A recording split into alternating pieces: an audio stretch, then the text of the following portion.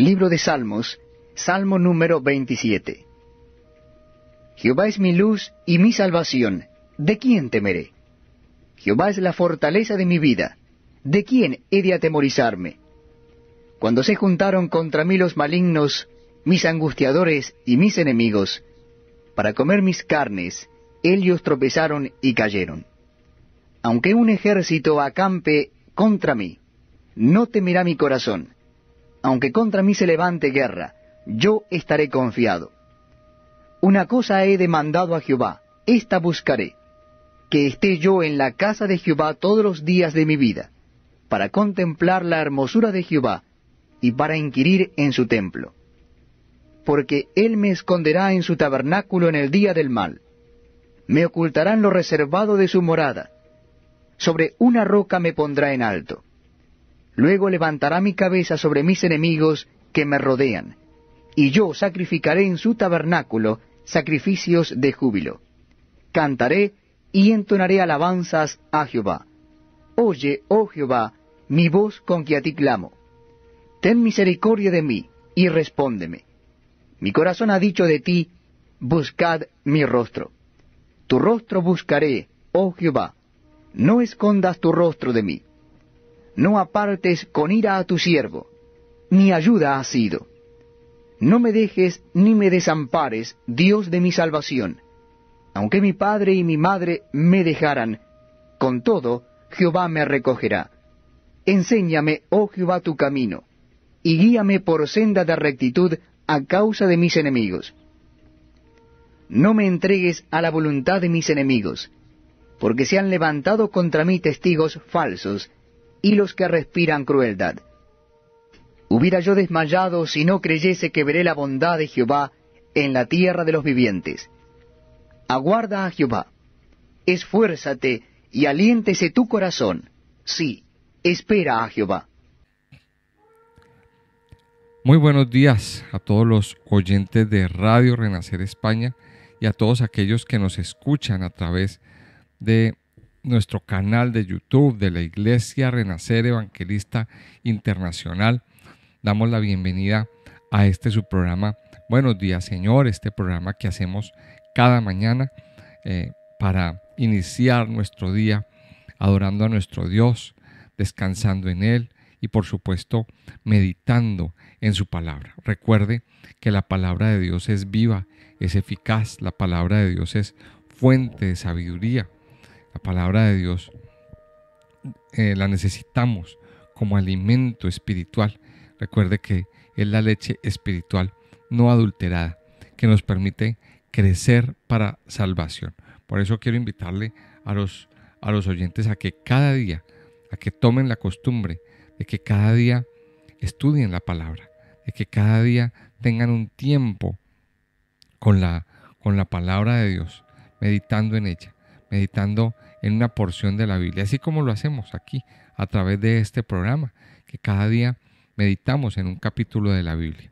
Invitarles a los que nos están escuchando a través del YouTube que se suscriban a nuestro canal, que escuchen este audio hasta el final, que se suscriban, que compartan estos videos con otras personas, que le den me gusta al video, que activen las notificaciones para que así ganemos notoriedad dentro de la plataforma de YouTube y podamos crecer.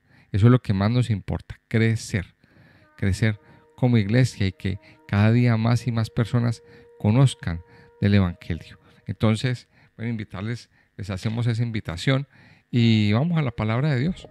Vamos a la palabra de Dios, vamos a iniciar hoy la lectura con un nuevo libro, el segundo libro de Crónicas, en el capítulo 1. Abra por favor su Biblia en el segundo libro de Crónicas, en el capítulo 1. Si usted tiene la Biblia a la mano y si usted tiene ahí forma de apuntar, siempre es bueno que tenga una libreta, un cuaderno de anotaciones, algo con que escribir, con que tomar notas. Si usted es seguidor de este programa y de estos estudios, pues sería muy bueno que tuviera sus notas al día. Bueno, ya habíamos dicho al iniciar nuestro estudio de Crónicas, que tanto el primer libro de Crónicas como el segundo, pues anteriormente eran un solo libro, eran uno solo. Lo que pasa es que luego los editores lo partieron en dos, pero eran un solo libro. Y como pues al ser un solo libro, pues tienen el mismo tema. ¿De qué nos habla el libro de Crónicas? Bueno, recordemos un poquito que el libro de Crónicas pues fue un libro escrito después del exilio de Babilonia. Recuerde que al terminar el libro de Reyes nos encontramos con una realidad, y es que tanto el pueblo de Israel como el pueblo de Judá fueron exiliados, fueron llevados cautivos durante muchos años a otras tierras. En particular, el pueblo de Judá, el pueblo de Israel quedó perdido. Las 10 tribus de Israel se quedaron perdidas por todo el mundo. Pero la tribu de Judá y la tribu de Benjamín, ellos fueron llevados 70 años a Babilonia por el rey Nabucodonosor. Y allí estuvieron, más de 70 años. Cuando ellos regresan, pues ya Jerusalén, Israel, había perdido su esplendor, y ellos encontraron ruinas, encontraron muchas ruinas, encontraron la nación desolada. Pues de eso, esa crónica del reencuentro con la nación, con la tierra, pues es lo que nos relata el libro de Esdras y el libro de Nehemías, estos dos libros. Pero fue un proceso proceso otra vez el reencuentro con la tierra, otra vez las costumbres, otra vez todo esto. Fue un proceso para los que llegaban después de un largo exilio. Muchos perdieron su identidad, muchos perdieron su identidad religiosa, muchos no sabían cuál era su lugar. Es más, muchos ni siquiera quisieron regresar. Y entonces para eso se da el libro de Crónicas, para que cada uno se ubique en su lugar, para que cada uno se ubique en el lugar que le corresponde y conozcan cuál es su identidad. El libro de Crónicas se dio muchos años después del exilio. El libro de Crónicas nos enfatiza mucho en el punto de vista de Dios, mientras los libros de Samuel y de Reyes nos mencionan el punto de vista humano de toda la historia. Crónicas nos habla del punto de vista de Dios. Crónicas se enfoca en la primera parte, en el primer libro de Crónicas, se enfoca primero en unas genealogías que nos llevan hasta David, luego nos sitúa en la historia del rey David. El segundo libro de Crónicas ahora nos va a enfocar en el templo. O sea, vamos a estar siempre como en la mitad, como el protagonista principal va a ser el templo, el eje que va a mover todo nuestro libro.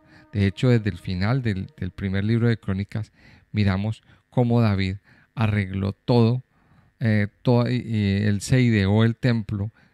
Dios se lo mostró, Dios se lo entregó, pero David arregló toda la distribución de los levitas, la distribución de cómo iba a ser el templo y todo eso. Entonces vamos a ubicarnos cuando estudiemos Crónicas y cuando empecemos a leer, que va a ser ya en unos segundos. Por favor, cierre sus ojos e imagínese que está en medio de las obras. Imagínese que está oyendo martillo sonar, que está oyendo las sierras, que está oyendo picar piedra por un lado, que por un lado hay un grupo de albañiles, por el otro lado hay un grupo de aparejadores, por el otro lado están los que trabajan los techos, los orfebres, los del suelo. Hay una obra que se está haciendo. Y vamos a ubicarnos en ese ambiente un poquito. Se está haciendo el templo. Vamos a mirar entonces el primer capítulo del segundo libro de Crónicas. Dice así: Salomón, hijo de David, fue afirmado en su trono, y Jehová su Dios estaba con él, y lo engrandeció sobremanera. Y convocó Salomón a todo Israel, a jefes de millares y de centenas, a jueces y a todos los principales, a todos los príncipes de todo Israel, jefes de familias.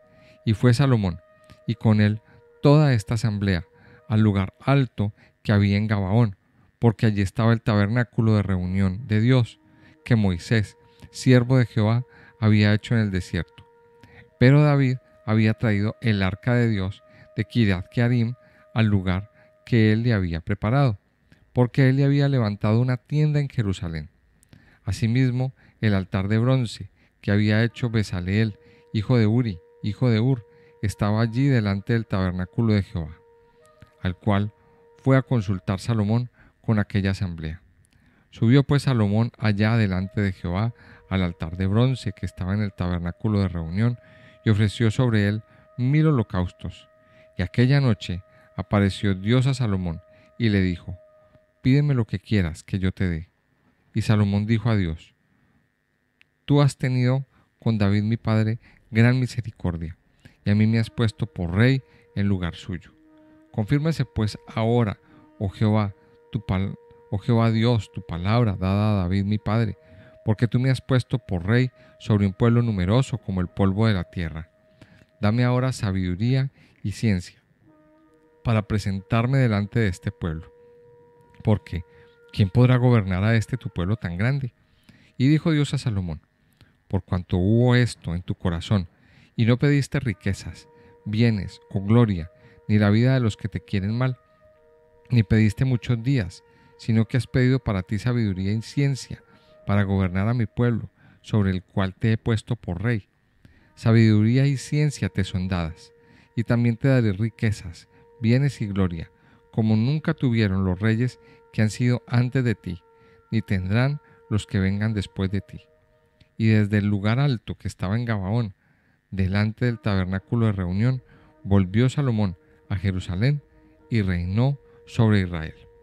Y juntó Salomón carros y gente de a caballo, y tuvo 1400 carros y 12,000 jinetes, los cuales puso en las ciudades de los carros con el rey en Jerusalén, Y acumuló el rey plata y oro en Jerusalén, como piedras, y cedro como cabrahigos de la cefela en abundancia.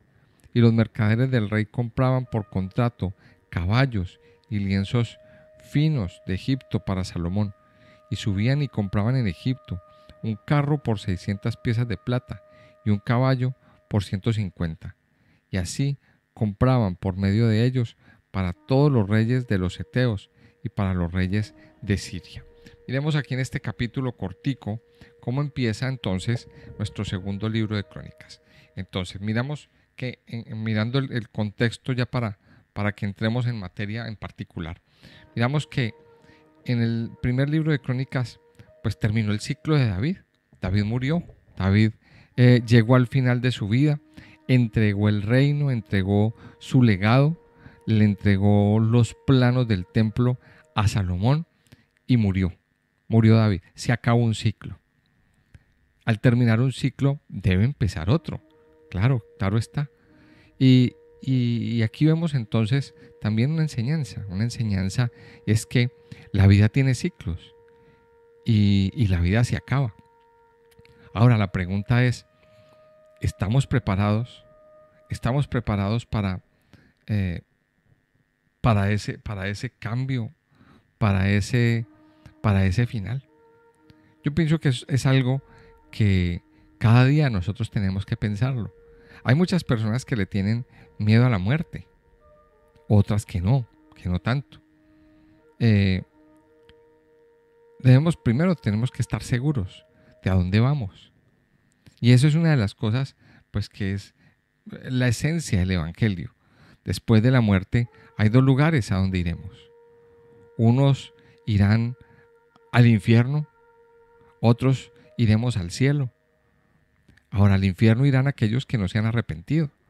Al infierno irán aquellos que no han aceptado al Señor Jesucristo como Señor y Salvador. Pero al cielo irán los arrepentidos.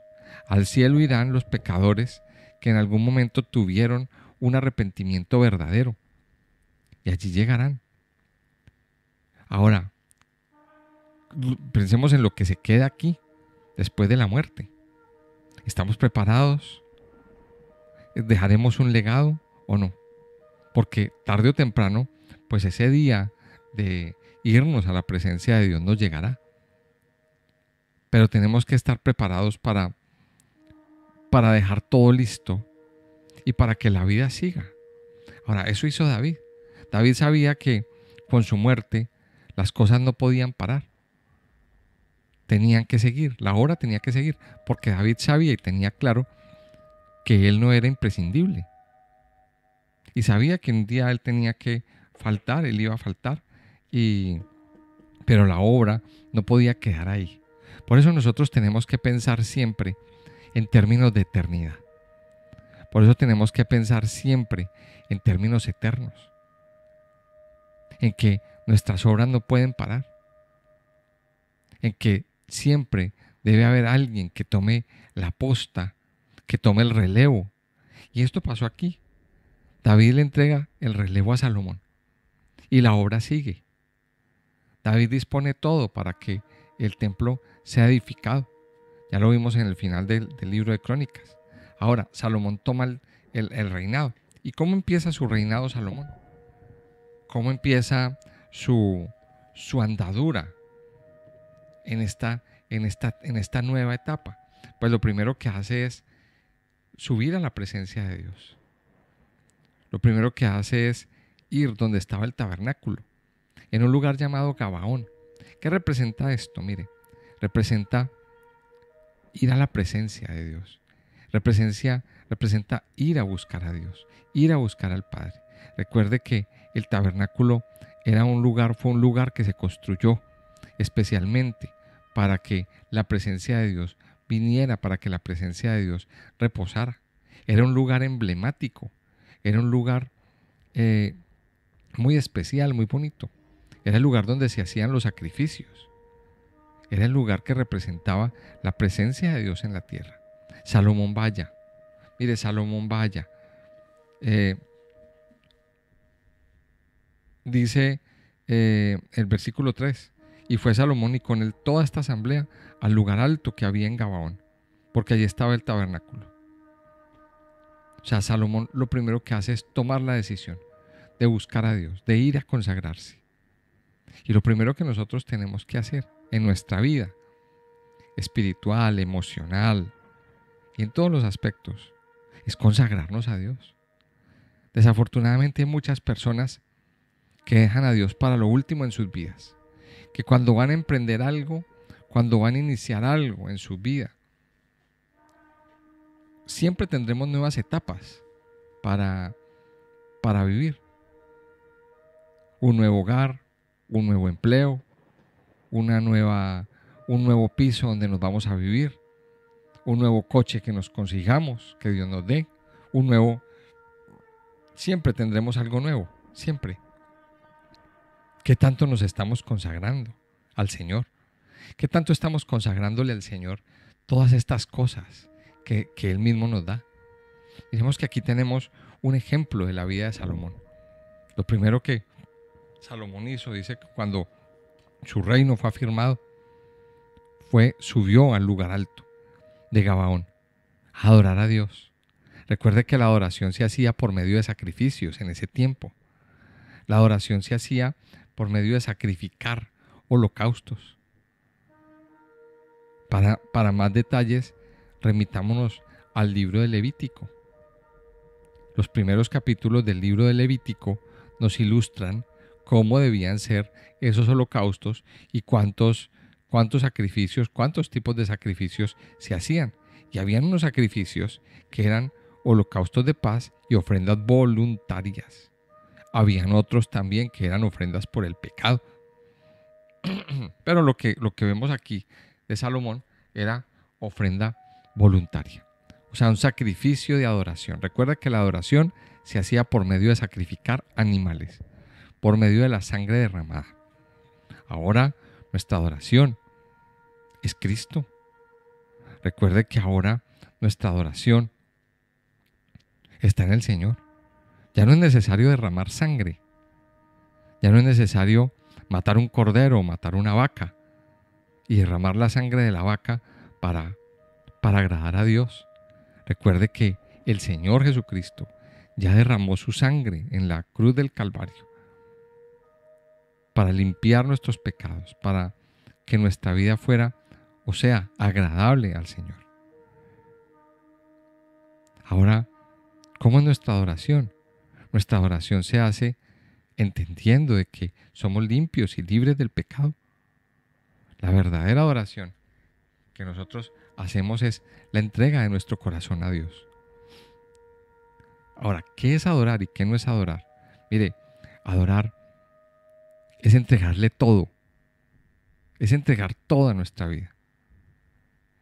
Muchas veces para entender algo es necesario describir lo que no es para poder entenderlo. Eso nos da más ilustración. No es adoración cantar canciones suaves, poner y cantar canciones. Usted puede poner un CD, usted puede poner el mismo YouTube. Hay cientos de canciones o plataformas como el Spotify o yo que sé. Hay muchas formas de poner. Pero eso no representa la adoración. La adoración es una entrega de su vida. La adoración es amar al Señor. Es entregarle nuestra vida. Es renunciar al pecado. Es una vida de santidad. Es una vida de entrega total. Eso es adorar a Dios. La adoración tiene que ver con el reconocimiento de Dios en nuestra vida. En todas las áreas de nuestra vida. El sometimiento a Dios. Todo eso es adorar.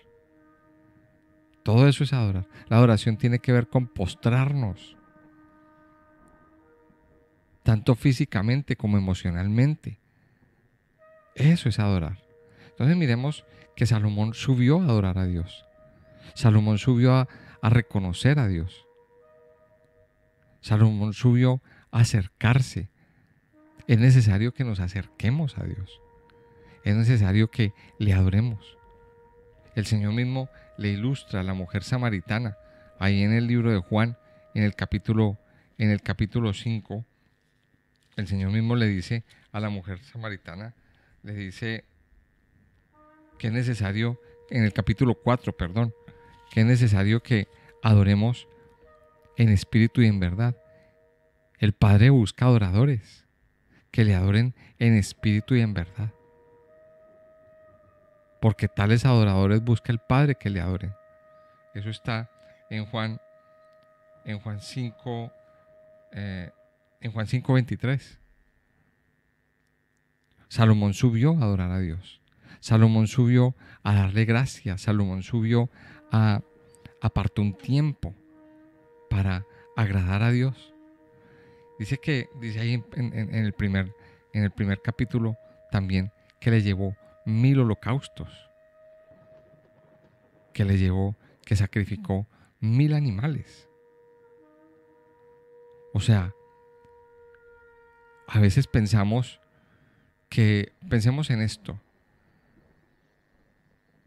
Pensemos que cada animal representaba, al preparar cada animal se requería un tiempo.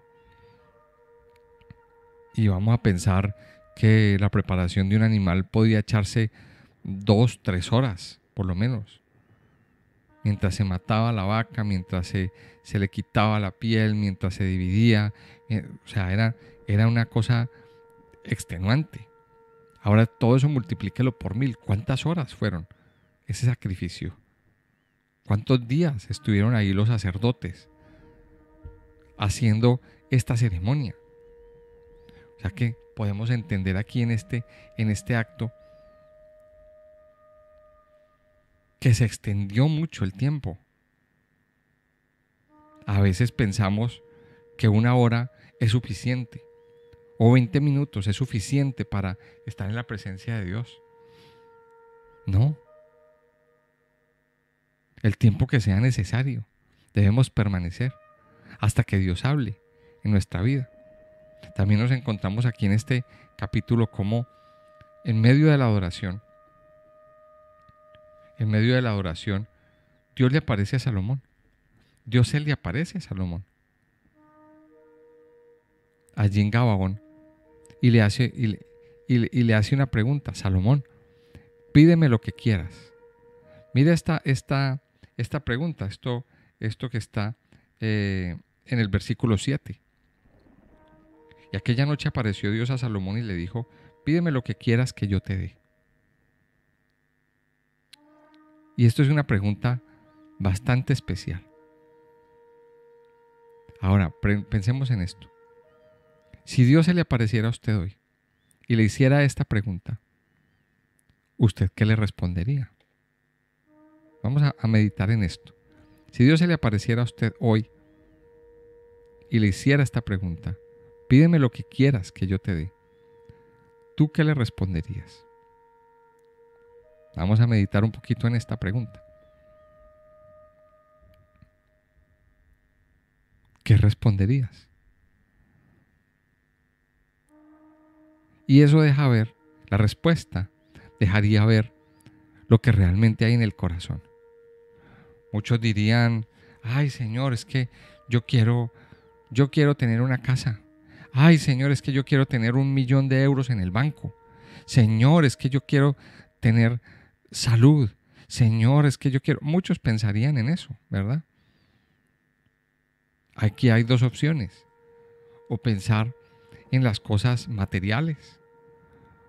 O pensar en cosas muchísimo más valiosas. Muchísimo mejores que las cosas materiales. Pues Salomón pide sabiduría. Salomón, la respuesta que le da al Señor es: dame sabiduría y dame ciencia para manejar este pueblo. Ahora, quizás Salomón pidió sabiduría y no otra cosa, porque pues la riqueza ya la tenía.